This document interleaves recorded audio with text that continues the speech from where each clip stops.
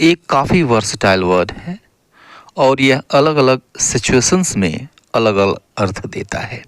कभी कभी यह सेंटेंसेस में यूज होता है दूसरे वर्ड्स के साथ लगकर या फिर अकेले, और कभी कभी दूसरे वर्ड्स के साथ लगकर या फिर अकेले फ्रीली भी यूज़ किया जाता है। ठीक है, तो सो के सभी इन अर्थों को इस वीडियो में देखने जा रहे हैं। ठीक है, वीडियो काफ़ी इंटरेस्टिंग है, यूज़फुल है, इसलिए मेरे साथ इस वीडियो में आप अंत तक बने रहें।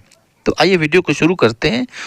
पहला वर्ड लेते हैं, पहला फ्रेज लेते हैं, एवरी सो ऑफन। अब इस एवरी सो ऑफन का अर्थ होता है समटाइम्स। ठीक है, आप फॉर्मल में इसका यूज़ करते हैं, इनफॉर्मल इंग्लिश में यूज़ करते हैं। इसका अर्थ होता है समटाइम्स यानी कभी कभी। राइट, एग्जाम्पल देखिए, इसको हम कैसे सेंटेंस में फिट करते हैं, यूज़ करते हैं। Every so often I go to my village. ठीक है, every so often I go to my village या फिर I go to my village every so often, यानी कभी कभी मैं अपने गांव जाता हूँ। Okay, no problem. एक दूसरा एग्जांपल देखिए कि every so often she makes me a call. Every so often she makes me a call. Right, यानी कभी कभी वह मुझे कॉल करती है। तो एवरी सो ऑफन आप सेंटेंस के पहले यूज़ कर लीजिए, आप सेंटेंस के बाद में यूज़ कर लीजिए, नो प्रॉब्लम। फ्रेज के तौर पे यूज़ होता है as an adverb. Right, okay. Next जो फ्रेज है, नेक्स्ट फ्रेज है सो व्हाट। ठीक है, काफ़ी पॉपुलर है, इनफॉर्मल है, स्पोकन इंग्लिश में काफ़ी इसको यूज़ करते हैं। ठीक है, तो सो व्हाट का मतलब होता है आई डोंट केयर या फिर इट डजंट मैटर, यानी इससे कोई फ़र्क नहीं पड़ता, इस पर मैं ध्यान नहीं देता, इसकी मैं परवाह नहीं करता। और हिंदी का जो इक्विवेलेंट होता है वो होता है तो क्या। ओके, जैसे देखिए ये कन्वर्सेशन ए और बी के बीच ये कन्वर्सेशन चल रहा है। ए, stop, you are breaking the rule. Stop, you are breaking the rule, रुको, तुम नियम तोड़ रहे हो। अब देखिए बी का क्या आंसर है, बी का आंसर है so what, who are you to stop me. So what, तो क्या, who are you to stop me, यानी तुम मुझे रोकने वाले कौन होते हो, तो क्या, तुम मुझे रोकने वाले कौन होते हो। एक और कन्वर्सेशन देखिए, ए ने कहा विल हैव टू पे a big amount for 1 days stay at this hotel. ठीक है, यानी इस होटल में एक दिन रुकने के लिए हमको एक बड़ा अमाउंट देना पड़ेगा, काफ़ी पैसा खर्च करना पड़ेगा। ठीक है, राइट। अब देखिए बी ने क्या कहा, so what, I have a lot of money. तो क्या, तो क्या, I have a lot of money, मेरे पास बहुत सारा पैसा है।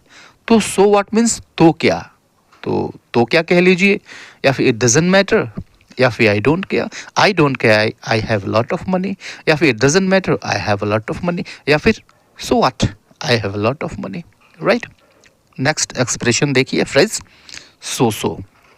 अब देखिए सो का मतलब होता है नीदर गुड नो बैड, यानी न अच्छा न खराब, यानी ठीक ठाक, अच्छा भी नहीं खराब भी नहीं, मतलब ठीक ठाक, दोनों की बीच की पोजीशन है।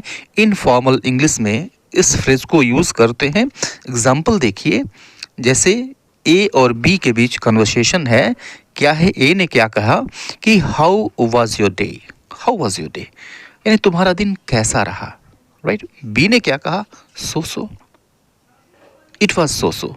तो सो या फिर इट वाज सो यानी ठीक ठाक था, इट वाज सो ठीक ठाक था, यानी न अच्छा था न खराब था, दोनों के बीच का था, ठीक भी था खराब भी था, न अच्छा था न खराब था। ठीक है, ठीक ठाक था, सो। राइट, या फिर एक और एग्जांपल देखिए कि that was a so movie, that was a so movie. Right, adjective की तरह से हमने इसको यूज़ कर लिया, that was a so movie, यानी वह ठीक ठाक मूवी थी, यानी न अच्छी थी न खराब थी। तो सो मतलब ठीक ठाक, neither good no bad. Right, अब अगला एक्सप्रेशन देखिए, अगला फ्रेज है हाउ सो। इनफॉर्मल इंग्लिश में यूज़ होता है, फ्रेंड्स सर्कल में यूज़ कर लीजिए, घर पे यूज़ कर लीजिए। राइट, तो हाउ सो इसका अर्थ होता है इन व्हाट वे। ठीक है, यानी किस तरह से, ऐसे कैसे, किस तरह से, या फिर ऐसे कैसे हिंदी इक्विवेलेंट इसका होता है। आप एग्जाम्पल देखिए, इस कन्वर्सेशन को लीजिए, ए और बी के बीच में कन्वर्सेशन चल रहा है। ए ने क्या कहा कि that movie is not appropriate for children, यानी वह मूवी बच्चों के लिए ठीक नहीं है, राइट। बी का क्वेश्चन है कि हाउ सो, मीन्स ऐसा कैसे, इन व्हाट वे, किस तरह से, ऐसा कैसे तुम कह रहे हो, ठीक है। और फिर देखिए ए ने क्या जवाब दिया कि इट हैज़ रियली वुल्गर सीन्स, यानी इसमें बहुत ही भद्दे सीन्स है, भद्दे दृश्य हैं, ठीक है, इसलिए ये बच्चों के लिए ठीक नहीं है, राइट। हाउ सो मीन्स ऐसा कैसे, इन व्हाट वे, किस तरह से, जस्ट एक्सप्लेन, एक्सप्लेनेशन ये डिमांड करता है, ठीक है। एक दूसरा कन्वर्सेशन देखिए कि I read that fast food is not good for health. I read that fast food is not good for health, यानी मैंने कहीं पढ़ा कि फास्ट फूड ये स्वास्थ्य के लिए अच्छा नहीं है, ठीक है। अब देखिए बी ने कहा कि हाउ सो, यानी ऐसा कैसे, रियली सही में क्या, ऐसा कैसे, मीन्स एक्सप्लेन करो इस चीज़ को, एक्सप्लेन करो कि ऐसा कैसे है, in what way you are saying that, तुम ऐसा क्यों कह रहे हो, कैसे कह रहे हो, राइट। तो हाउ सो मीन्स ऐसा कैसे, इट डिमांड्स एक्सप्लेनेशन, ठीक है, in what way. Next phrase देखिए, सो के साथ आर सो, तो आर सो का अर्थ होता है लगभग, ओके, लगभग। अब देखिए जो एग्जैक्ट नंबर होता है या फिर जो एग्जैक्ट अमाउंट होता है, एग्जैक्ट जो क्वांटिटी होती है उसके इर्द गिर्द, उससे थोड़ा सा कम या फिर थोड़ा सा ज़्यादा, लगभग का यही मतलब होता है। तो हम इसको यूज़ करते हैं एग्जैक्ट क्वांटिटी या फिर नंबर या फिर exact time plus or so, ऐसे हम इसको यूज़ करते हैं सेंटेंसेस में।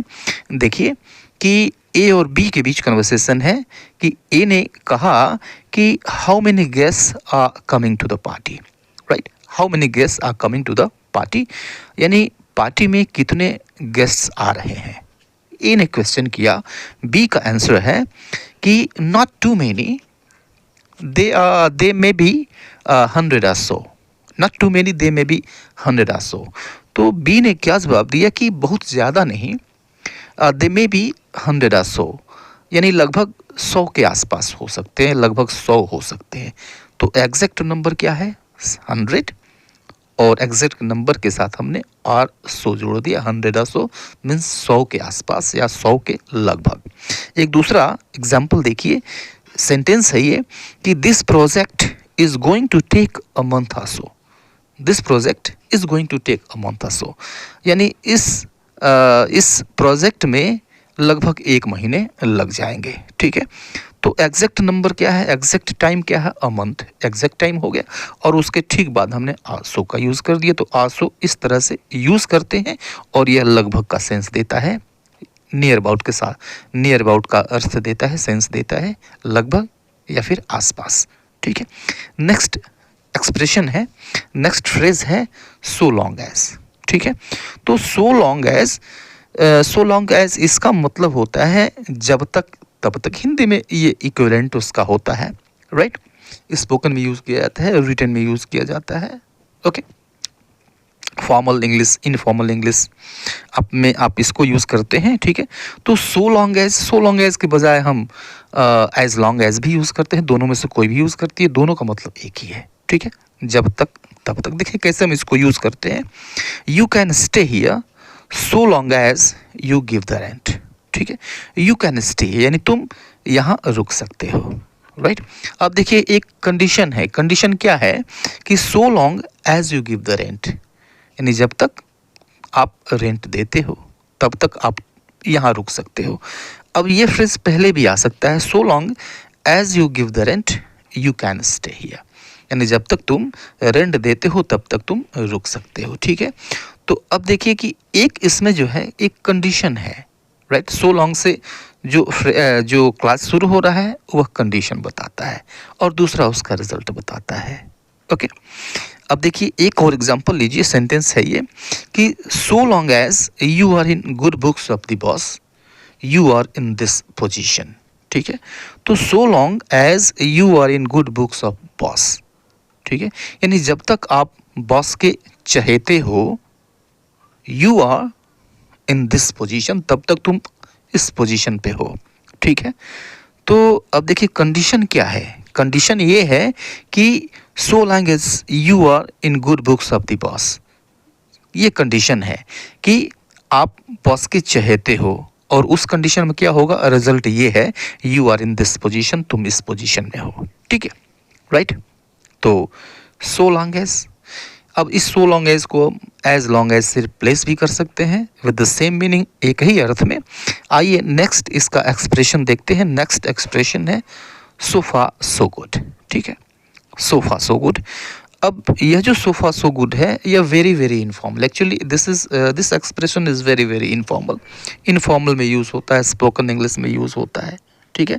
अब इसका अर्थ होता है अब तक तो सब, अब तक तो सब ठीक है, ठीक है। यानी काम जब से शुरू हुआ और उस समय से लेकर प्रेजेंट टाइम तक जब आप बता रहे हैं उस समय तक सब तो ठीक है, तो अब तक तो सब ठीक है, राइट। जैसे देखिए कन्वर्सेशन है ए और बी के बीच में।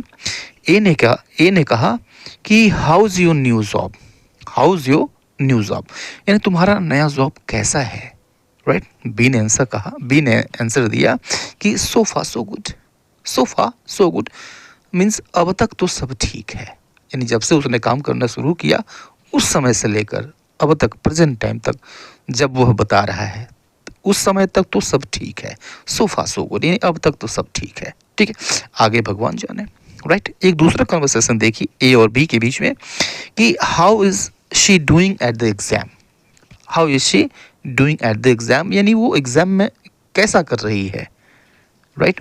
बी ने आंसर दिया, क्या दिया, सो फार सो गुड, सो फार सो गुड, यानी अब तक तो सब ठीक है, यानी अब तक तो वो ठीक कर रही है, आगे पता नहीं कैसा करेगी नहीं जानता, लेकिन अब तक तो सब ठीक है, राइट।